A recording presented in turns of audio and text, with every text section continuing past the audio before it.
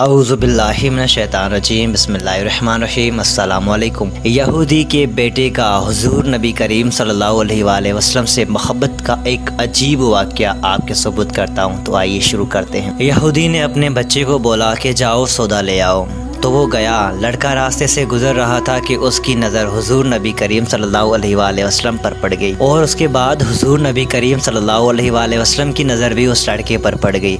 वो वहीं पर बैठ गया और वहीं पर बैठा रहा और उसे बैठे बैठे उसे देर हो गई। उसका बाप कभी अंदर जाता कभी बाहर आता और अपने आप से कहता कि आखिरकार ये लड़का कहाँ रह गया है, आया नहीं अभी तक। सूरज गुरूब हो गया, मगरिब की नमाज हो गई। शाम को घर गया तो बाप ने पूछा, अरे नादान इतनी ताखिर की। बाप बहुत गुस्से में, ये बड़ा नादान और पागल है, मैंने कहा था जल्दी आना, तुम इतनी देर करके आए हो और तुम्हें सौदा लेने के लिए भेजा था, सौदा कहाँ है, खाली हाथ चले आए हो। बेटे ने बोला सौदा तो मैं खरीद चुका हूँ बाबा। बाप ने कहा क्या पागल हो, कौन सी बात कर रहे हो, मैंने तुझे सौदा लेने के लिए भेजा था, सौदा तुम्हारे पास नहीं और कहते हो कि मैं सौदा खरीद चुका हूँ। बेटे ने फिर जवाब दिया कि बाबा यकीन करें सौदा खरीद आया हूँ। बाप ने बोला अगर तुम सौदा खरीद चुके हो तो वो दिखाओ सौदा कहाँ पर है। तो बेटे ने जवाब दिया कि अब्बा जान काश तुम्हारे पास वो आँख होती, तुझे दिखाता मेरा सौदा क्या है। मेरे बाबा मैं तुम्हें क्या बताऊँ मैं क्या सौदा खरीद लाया हूँ। बाप ने बोला चल छोड़ दे इस बात को। वो लड़का रोज़ नबी करीम सल्लल्लाहु अलैहि वसल्लम की हुजूर बैठता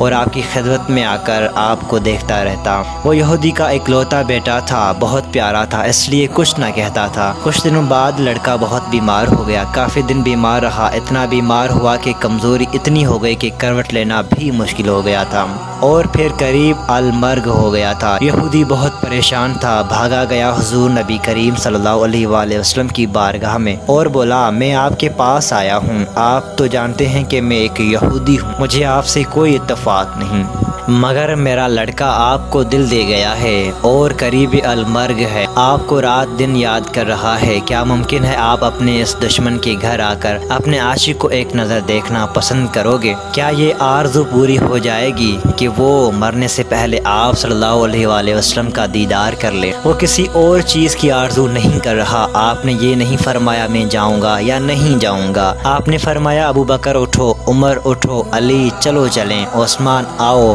बाकी भी जो सब हैं चलें, आपके आशिक का दीदार हम भी करेंगे। तो सब ने एक ज़ुबान होकर बोला चलें आपके आशिक का दीदार हम भी करेंगे। अपना दीदार उसे देते हैं, आखिरी लम्हा है, आंखें बंद करने से पहले उसे हम कुछ देना चाहते हैं, चलो चलते हैं। यहूदी के घर पहुँचे तो लड़के की आंखें बंद थी। हुजूर नबी करीम सल्लल्लाहु अलैहि वसल्लम ने लड़के की पेशानी पर आपने अपना दस्ते अक़दस रखा। लड़के की आंखें खुल गई, जैसे जिंदगी लौट आई हो, जिस्म में ताकत आ गई, नातवानी में जवानी आई। आंखें खोली, रुख मुस्तफ़ा सल्लल्लाहु अलैहि वसल्लम पर नज़र पड़ी, हल्की सी चेहरे पर मुस्कुराहट आई, लब खुल गए, मुस्कुराहट फैल गई। हुजूर ने फरमाया बस अब कलमा पढ़ लो। लड़का अपने बाप का मुंह तकने लगा तो वो यहूदी बोला मेरा मुंह क्या तकते हो, अबुल कासम मोहम्मद इब्ने अब्दुल्ला जो कहते हैं कर गुजरो। लड़का बोला या रसूल अल्लाह सल्लल्लाहु अलैहि वसल्लम मेरे पास तो कुछ भी नहीं है। आपने फरमाया बस तुम कलमा पढ़ो, मैं जानूं और जन्नत जाने,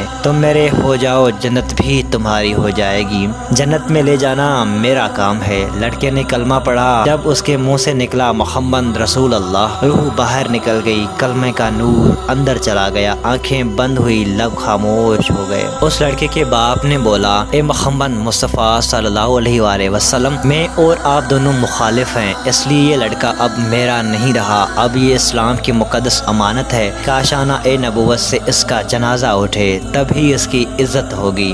तो उस बच्चे के बाप ने बोला कि इसे यहाँ से ले जाएं। फिर आप सल्लल्लाहु अलैहि वसल्लम ने फरमाया सिद्दीक उठाओ, उमर उठाओ, उस्मान आगे आओ, उस्मान आगे बढ़ो, बिलाल आओ तो सही, अली चलो दो कांधा, सब उठाओ इसे। आका अलैहिस्सलाम जब यहूदी के घर से निकले तो ये फरमाते जा रहे थे उस अल्लाह का शुक्र है जिसने मेरे सदके इस बंदे को बख्श दिया, उस अल्लाह का शुक्र है जिसने मेरे सदके इस बंदे को बख्श दिया। अल्लाहु अकबर, क्या मकाम होगा उस आशिक की मैयत का जिसको अली इब्न अबी तालिब, हज़रत उस्मान गनी, हज़रत अबू बकर सिद्दीक रज़ी अल्लाह ताला अन्हुमा, उमर बिन खत्ताब रज़ी अल्लाह ताला अन्हुमा, बिलाल हबशी रज़ी अल्लाह ताला अन्हुमा जैसे मशहूर शख्सियात कंधा देकर ले जा रहे थे। और सबसे बड़ी बात कि उसके आगे आगे हुजूर नबी करीम सल्लल्लाहु अलैहि वसल्लम सरकार दो आलम, जिसको अल्लाह अज़्ज़ व जल ने जहानों के लिए रहमतल लिल आलमीन बनाकर भेजा। कब्र तैयार हुई, कफन पहनाया गया। हुजूर नबी करीम सल्लल्लाहु अलैहि वसल्लम कब्र के अंदर तशरीफ़ ले गए। कब्र में खड़े हुए और काफ़ी देर खड़े रहे और फिर अपने हाथों से उस आशिक की मैयत को अंदर उतारा।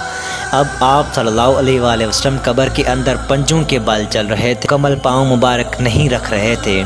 थोड़ी देर के बाद जब हुजूर नबी करीम सल्लल्लाहु अलैहि वसल्लम बाहर आए तो चेहरे पर थोड़ी सी जर्दी छाई हुई थी, थकन महसूस हो रही थी। सहाबा कराम ने पूछा, हुजूर नबी करीम सल्लल्लाहु अलैहि वसल्लम जी क्या माजरा है? पहले तो ये बताएं, आपने कब्र में पाँव मुबारक मुकम्मल क्यों नहीं रखा? आप पंजों के बल क्यों चल रहे थे? तो नबी करीम सल्लल्लाहु अलैहि वसल्लम ने फरमाया, कब्र के अंदर बेपनाह फरिश्ते आए हुए थे, इसलिए मुझे जहाँ जगह मिलती थी मैं पंजे रख रहा था, पाँव रखने की जगह नहीं थी। मैं नहीं चाहता था कि किसी फरिश्ते के पाँव पर मेरा पाँव आ जाए। फिर सहाबा कराम ने पूछा, आप कब्र के अंदर क्यों गए? हमें कहते हम चले जाते। सुभान अल्लाह। और हुजूर नबी करीम सल्लल्लाहु अलैहि वसल्लम ने क्या खूबसूरत जवाब दिया था, तो आइए आपको सुनाते हैं। हुजूर नबी करीम सल्लल्लाहु अलैहि वसल्लम ने फरमाया कि मैंने इस बच्चे को कहा था तेरी कब्र को मैं जन्नत बनाऊंगा, तो मैं अब इस कब्र को जन्नत बनाने के लिए अंदर चला गया। तो फिर हुजूर नबी करीम सल्लल्लाहु अलैहि वसल्लम इतने थके हुए क्यों थे? थका इसलिए हूँ कि फरिश्ते और हूरें इस आशिक के दीदार के लिए आ रहे थे और मेरे वजूद से लग लग कर गुजर रहे थे, उनकी वजह से थक गया हूँ मैं।